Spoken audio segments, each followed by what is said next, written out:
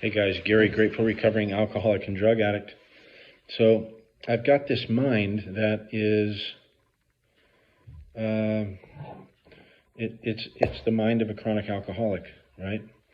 The way I look at it is it's cunning, baffling, and powerful, right? And it's patient. The disease of alcoholism and drug addiction. It's really patient. Like you could be doing really well. Like I've been doing phenomenal for I've been on a good little run for 3 months, right? With the quiet mind, exercising. Got a little off track, when I got sick with the exercising and the diet, but it's been hard to get back on track. But I'm battling for it and still being pretty consistent with the workouts. And this week I've had some car trouble. Looking at could be $7,000 for a new transmission in my Dodge Ram. It's got a big transmission, Cummins diesel, and it's in the shop right now. I had to rent a car, and the way I think, right, is always to the negative and to the dark side, right? Very negative. My initial instinct is I'm going to go broke, and how am I going to pay for this? And it's just chaotic. It's chaotic and negative. And repetitious, and it doesn't stop. It just fucking grinds. So the steps, at the end of today, I'm going to go to dinner with a friend. I'm going to do write out my fears. It's that 10th step. Where have I been, frightened, self-centered, self-seeking, dishonest, and it's all about self-seeking and it's all about fear, right? I'm not going to get what I want, or I'm going to lose something that I have, which is my money, right? The other thing today, I was talking to one of my bosses. I work for two really good men, and I was talking to one of them today, and he gave me a little critiquing, right? I've been working there for about 4 months or so, and he gave me a little critiquing. It was like, we want to see maybe some less job site visits, and he gave me some things to follow, to be successful at the company. And he said a couple times, I'm not saying you're doing anything bad. I'm not saying you're doing anything, and he said, are you upset? And I'm like, no, I'm just listening to you intently, right? Intensely. I want to please these guys. And my first instinct was, while he's talking to me, I've let them down somewhere. I've screwed something up. I'm not doing good. It just went to the negative. Like I'm going to lose my job. I'm going to piss these guys off. And it wasn't even that kind of meeting, but that's where this head wants to take it. And there's certain days where I could hear that and just hear it for what it is. He wants to set me up for success, basically, at his company. He said, we like you and we want to set you up for success, basically. Not, you're doing all this shit wrong. He's like, basically, I want to set the table for some success here. We like you. You're a good guy. But what I heard, right, was they're unhappy, what this mind wants to create. I overthink it, and I want to say, it wants to say, you're doing a shitty job. You're going to get fired. Fear, right? Self. So I'm going to, what do I do in that situation?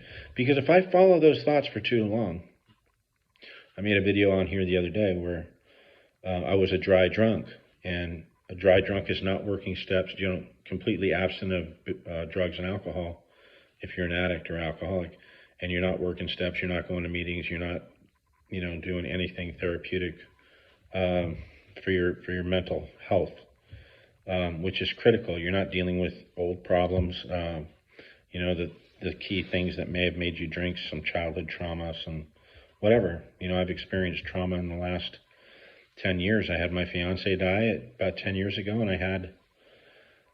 I just lost my son a year ago. So there's those things come up too, that I got to work on, I got to deal with, I got to talk about. I have to be proactive even when I don't want to be. And I want to sit home and think about this stuff. How am I going to make all this shit better, right? It's not in my control, man. I got to turn this stuff over to God. And what I got to do is the steps. I will do a thorough 10th step tonight. I'll share about it with a dear friend who's got, I think, 38 years of sobriety. He does this thing with me called sobriety. And I'll share it with him. So I'll read my list of fears to my friend and let him know where I'm self-seeking, if I'm being dishonest. I got to check all that stuff, that checklist. It gives it to us right in the book. Selfish, self-seeking, dishonest, or frightened. Those are the things that we got to watch out for. Those are the things that fuck us up. And right now I'm in some fear. So I'm creating fear right here, right between the ears, man. And that's alcoholism. If I follow that shit too long without trying to arrest it through the steps, with meetings, with sharing about it, with therapy, I'm going to end up drunk or on drugs again, and probably dead or in jail. So if you're put together anything like me, Alcoholics Anonymous and Narcotics Anonymous is a great place to be. So you guys have a good day because it's your choice. I hope this video helped. Subscribe, it helps me. Leave a comment, that helps me. And I can get my videos out to more people. The more people that see them, the more people get help. We can do this thing together. And I also share a lot about fentanyl awareness because my son Brandon died at 27 years old from an accidental fentanyl overdose. Well, they're all accidental, right? Nobody's just going, I'm going to fucking do fentanyl to kill myself today. Might be some people out there, but most people die accidentally. And it's a big problem here in the United States. It gets made in communist China and it gets shipped to the Sinaloa cartel in Mexico, where they mix it up in bathtubs and they don't dose it at all. You know, they don't have doctors or scientists dosing it.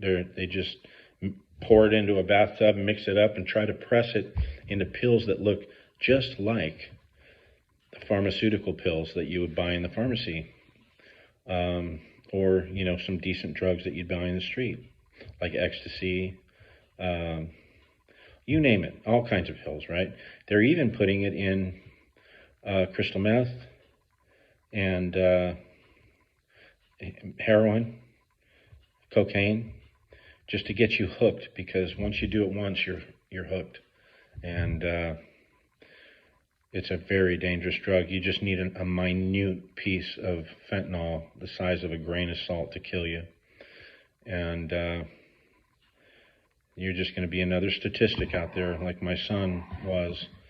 And I'm trying to make amends to my son by making people fentanyl aware, using his death as maybe a platform to speak with some kind of knowledge and let people know it's a dangerous drug. If you're buying drugs on the street drugs right now, they were saying like 70% of them are laced with fentanyl, and they're not laced, they're not dosed properly, so it's a crapshoot. It's just a matter of time before you take that lethal dose and your parents and your loved ones are left with dealing with what I had to deal with when I lost my son. It's ripped the heart out of my chest. So I'll leave you guys with that. Stay safe, stay sober, and have a good day, because it's your choice, just like it's my choice if I want to have a good day or not. Do I want to let this fear run my life? Do I want to be a fucking asshole to everybody, or do I want to live a good, happy, purposeful life? And I'm going to go to dinner with a friend and listen to what she has to say tonight, and try to stay out of me.